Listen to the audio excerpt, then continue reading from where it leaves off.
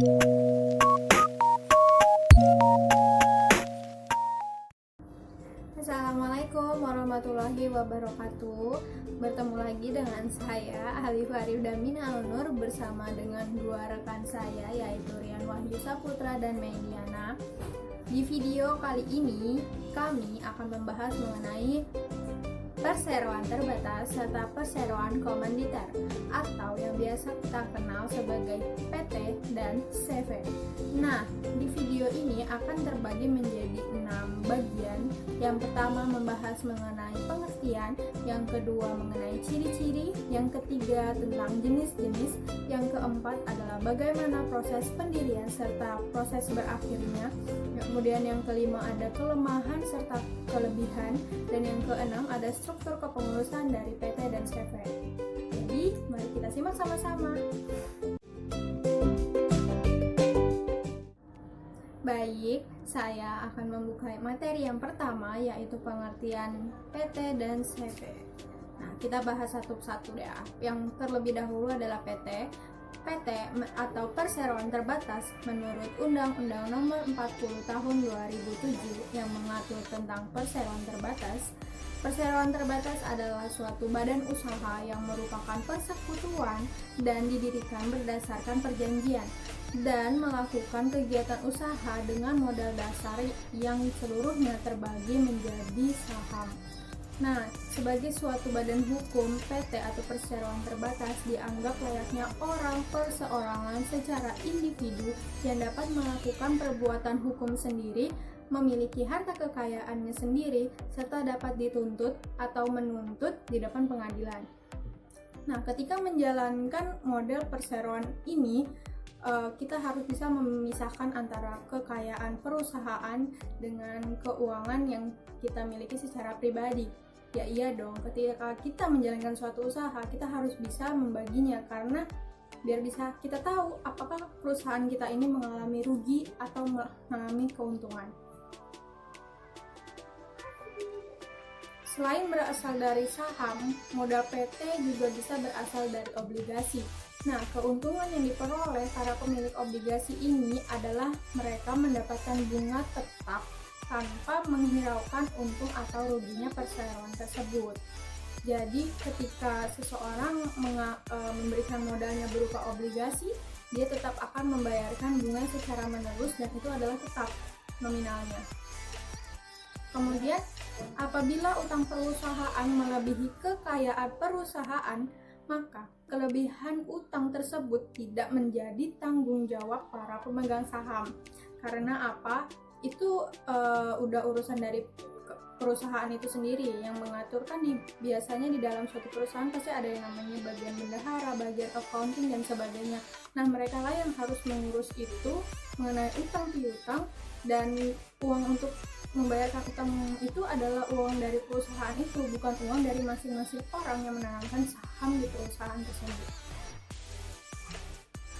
Dan apabila suatu perusahaan itu mendapatkan keuntungan, maka keuntungan tersebut dibagikan sesuai dengan ketentuan yang telah ditetapkan oleh perusahaan itu sendiri.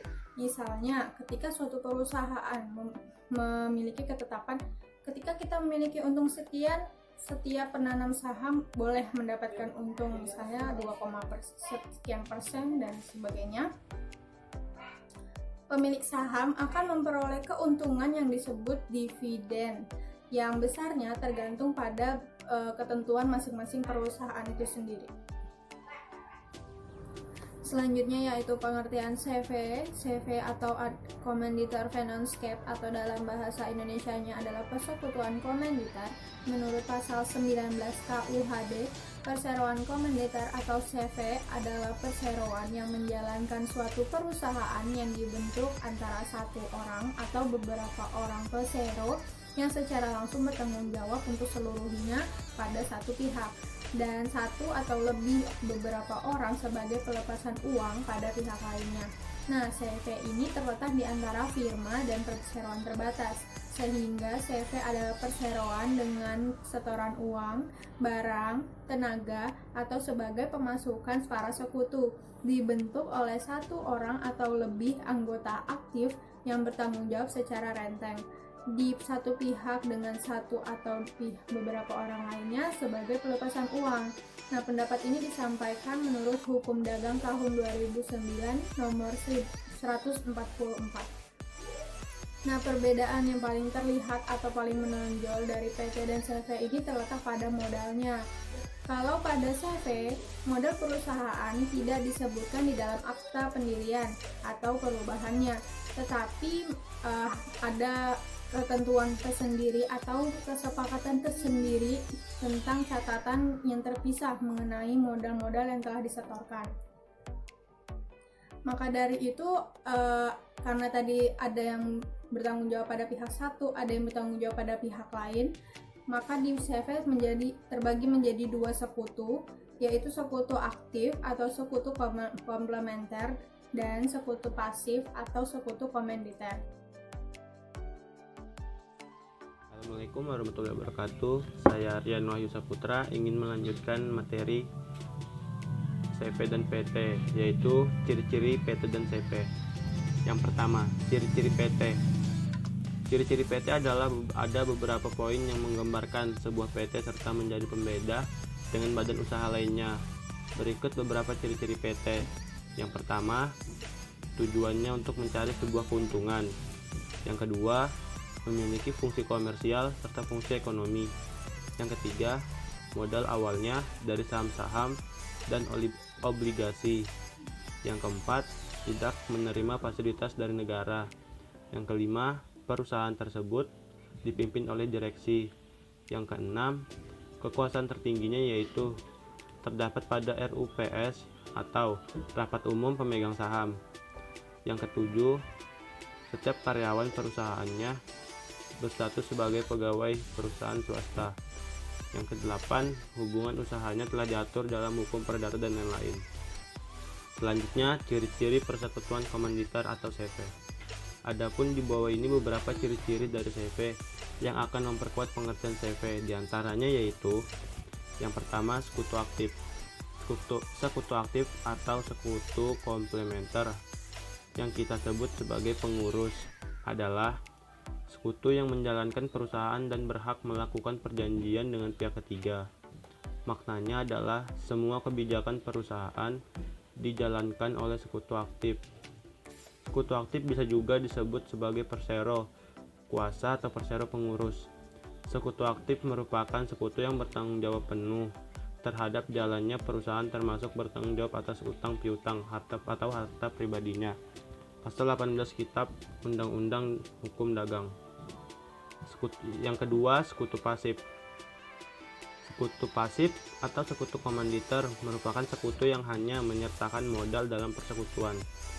Jika perusahaan mengalami kerugian, mereka hanya bertanggung jawab sebatas modal yang disertakan. Dan begitu juga apabila untung, uang yang mereka dapat terbatas tergantung modal yang mereka berikan. Status sekutu komanditer singkatnya adalah seorang yang menitipkan modal pada suatu perusahaan yang hanya menantikan hasil keuntungan dari inbreng yang dimasukkan itu dan tidak ikut campur dalam kepengurusan pengusaha maupun kegiatan usaha perusahaan. Sekutu ini bisa kita sebut sebagai persero dalam pasal 21 Kitab Undang-Undang Hukum Dagang. Perkenalkan, nama saya Meliana, kelas akuntansi semester 2. Ingin mempresentasikan pelajaran hukum bisnis tentang jenis-jenis PT dan CV. Adapun jenis-jenis PT di Indonesia, PT tertutup adalah suatu perseroan terbatas yang saham-sahamnya hanya dimiliki oleh orang-orang tertentu, tetapi setiap orang dapat ikut serta dalam modalnya. PT terbuka adalah perseroan terbatas yang saham-sahamnya boleh dimiliki oleh setiap orang. PT kosong adalah perseroan terbatas yang sudah tidak menjalankan usahanya lagi, hanya tinggal namanya saja. PT asing adalah perseroan terbatas yang didirikan di luar negeri menurut hukum yang berlaku di tempat itu serta memiliki tempat kedudukan di luar negeri. PT domestik adalah perseroan terbatas yang menjalankan kegiatan usahanya dan berada di dalam negeri serta mengikuti peraturan-peraturan yang ditetapkan oleh pemerintah setempat. PT perseorangan adalah perseroan terbatas dengan keadaan di mana hanya terdapat satu orang pemegang saham yang juga memiliki menjadi direktur perusahaan tersebut. Contohnya Jarum, PT Gudang Garam, PT Indofood. Adapun jenis-jenis CV, perseroan komanditer murni. Bentuk ini merupakan persekutuan komanditer yang pertama. Persekutuan komanditer campuran, bentuk ini umumnya berasal dari bentuk firma bila firma membutuhkan tambahan modal. Persekutuan komanditer bersaham. Persekutuan komanditer bentuk ini dapat mengeluarkan saham yang tidak dapat diperjualbelikan, dan sekutu komplementer maupun sekutu komanditer mengambil satu saham atau lebih. Contohnya CV Canfield Group, Advertising Lampung, CV Heri Jaya Utama, CV Taruna Jaya Mandiri, CV Global Energy System, CV Purnama Jaya Persada. Selanjutnya yaitu materi keempat mengenai bagaimana proses pendirian serta pembubaran dari PT dan CV. Kita mulai pertama dari PT, yaitu tentang pendiriannya. Nah, yang pertama yaitu membuat akte perusahaan. Ketika kita dilahirkan saja membutuhkan akte, bagaimana dengan suatu perusahaan? Maka itu akte perusahaan pun wajib hukumnya ketika kita ingin membangun suatu usaha, karena akte inilah yang akan lebih sering digunakan untuk mengurus beberapa berkas-berkas ke depannya. Nah, dalam akte sendiri itu terdiri dari nama perusahaannya, kemudian bergerak dalam bidang apa, nama pemiliknya siapa, berapa modalnya, berapa modal yang disetorkan, kemudian struktur kepengurusan, siapa direkturnya, siapa komisarisnya. Kemudian yang kedua ada surat keterangan domisili. Nah, surat keterangan mengenai domisili ini dikeluarkan dari kelurahan atau kantor kepala desa di mana perusahaan itu bertempat. Kemudian yang ketiga adalah mengurus NPWP perusahaan. Nah, NPWP ini sendiri hukumnya mutlak lah ya, kita tahu sebagai Indonesia sebagai negara yang wajib pajak masyarakatnya, sehingga perusahaan pun tetap harus diuruskan mengenai NPWP yang bisa diurus di kantor wilayah pajak tempat perusahaan itu berdiri. Kemudian yang keempat yaitu mendapatkan surat keputusan pengesahan akte penilaian perusahaan dari Departemen Hukum dan HAM. Kemudian yang kelima ada mengurus SIUP, yaitu surat izin usaha perdagangan. Yang keenam mengurus dan mendaftarkan perusahaan. Nah, kemudian memasuki bagaimana sih sebuah PT ini dapat berakhir, yaitu menurut pasal 142 ayat 1 Undang-Undang Nomor 40 Tahun 2007 tentang perseroan terbatas, berakhirnya perseroan terbatas karena 1. Berdasarkan keputusan Rapat Umum Pemegang Saham atau kita kenal sebagai RUPS. 2. Karena jangka waktu berdirinya yang ditetapkan dalam anggaran dasar telah berakhir. 3. Berdasarkan penetapan pengadilan. 4. Dengan dicabutnya kepailitan berdasarkan putusan pengadilan niaga yang telah mempunyai kekuatan hukum tetap. Harta pailit perseroan tidak cukup untuk membayar biaya kepailitan. Yang kelima, karena harta pailit perseroan yang telah dinyatakan pailit berada dalam keadaan insolvensi, sebagaimana diatur dalam Undang-Undang tentang Kepailitan dan Penundaan Kewajiban Pembayaran Utang. Yang keenam, karena dicabutnya izin usaha perseroan sehingga mewajibkan perseroan melakukan likuidasi sesuai dengan ketentuan perundang-undangan. Nah, pembubaran perseroan berdasarkan keputusan RUPS diajukan oleh direksi, dewan komisaris, atau satu pemegang saham atau lebih yang mewakili paling sedikit 1/10 bagian dari jumlah seluruh saham dengan hak suara. Keputusan RUPS tentang pembubaran perseroan adalah sah apabila diambil berdasarkan musyawarah dan mufakat. Selanjutnya yaitu proses pendirian CV. Nah, sebelum memasuki proses pendirian, ada beberapa syarat-syarat dalam mendirikan CV yang harus dipenuhi, yaitu satu, minimal terdiri dari 2 orang, satu sebagai persero aktif dan satu sebagai persero pasif. 2, adanya akte notaris yang berbahasa Indonesia. 3, para pendiri CV haruslah warga negara Indonesia. Dan yang keempat, kepemilikan perseroan 100% dimiliki oleh pengusaha lokal.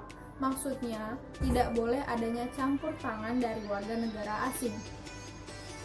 Sebelum membuat akte notaris, ada beberapa hal pula yang harus dilengkapi, yaitu calon nama CV yang akan digunakan, yang kedua alamat dari CV itu sendiri, dan yang ketiga siapa yang akan bertindak sebagai persero aktif dan persero pasif. Yang keempat adalah maksud dan tujuan yang spesifik dari CV itu sendiri dibangun.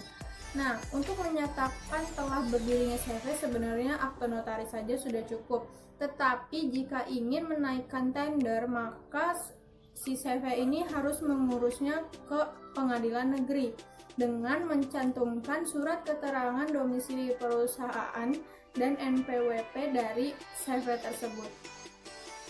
Sebenarnya semua tergantung kebutuhan. Kalau memang dirasa tidak memerlukan tender pada instansi pemerintahan, maka dengan akte notaris saja yang tadi di awal itu sudah bisa berdirinya sebuah CV. Nah, apabila menginginkan izin yang lengkap dari instansi pemerintahan atau dari pengadilan negeri, maka memerlukan lagi beberapa surat, yaitu 1. Surat pengukuhan pengusaha kena pajak. 2. Surat izin usaha perdagangan. 3. Tanda daftar perseroan. 4.